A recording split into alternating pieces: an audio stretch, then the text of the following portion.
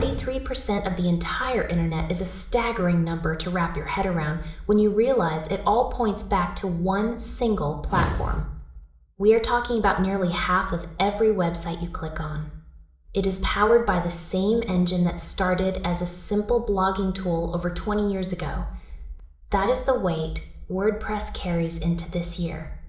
It is exactly why people still flock to it, despite the shiny new competitors standing in the shadows.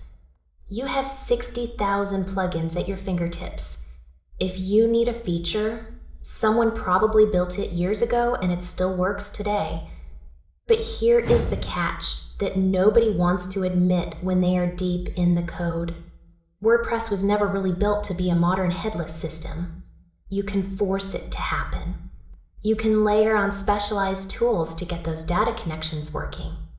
But eventually, you are just piling bricks on a foundation that was meant for something else. It gets heavy. It gets slow.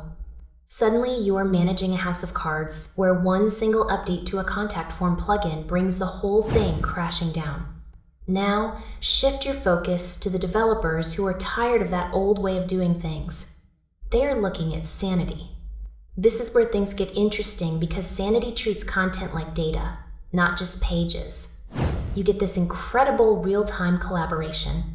Multiple editors can be in the same document without overwriting each other. No more locking screens or shouting across the office to see if someone is finished with a draft. It is seamless and honestly feels like the future of editorial work. But you have to be ready to learn their specific way of talking to the database.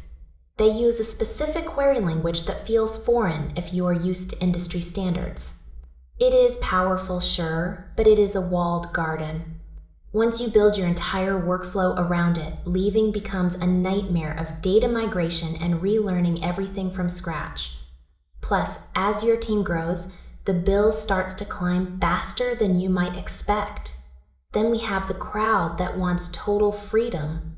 They want the keys to the kingdom and no monthly fees to a third party. That is where Strapi enters the conversation. It is fully open source and gives you modern data connections right out of the gate. No gatekeepers. No middleman.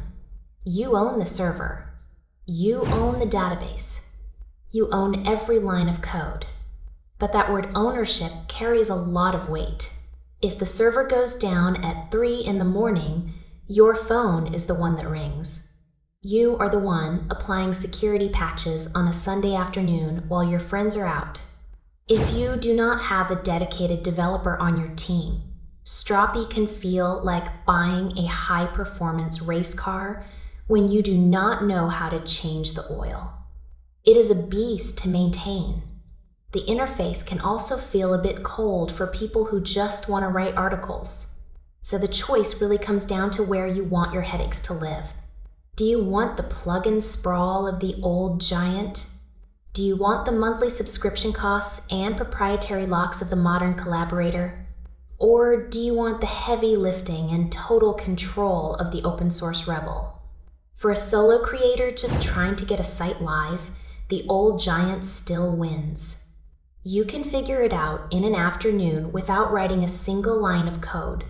But for a team that lives and breathes content every hour, that real-time collaboration and flexible data model might be worth every penny of the subscription. It is about choosing your trade-offs before they choose you. Building a digital home requires a foundation that fits your lifestyle, not just your tech stack. If you are building for the long haul, think about who is going to be clicking the buttons 3 years from now. If it is just you, stick to the paths that are well-traveled. If you have a team of specialists, give them the tools that let them move fast without breaking things. The landscape is shifting. While the old ways are still standing, the new contenders are carving out spaces that finally make content feel like the fluid, dynamic asset it was always supposed to be.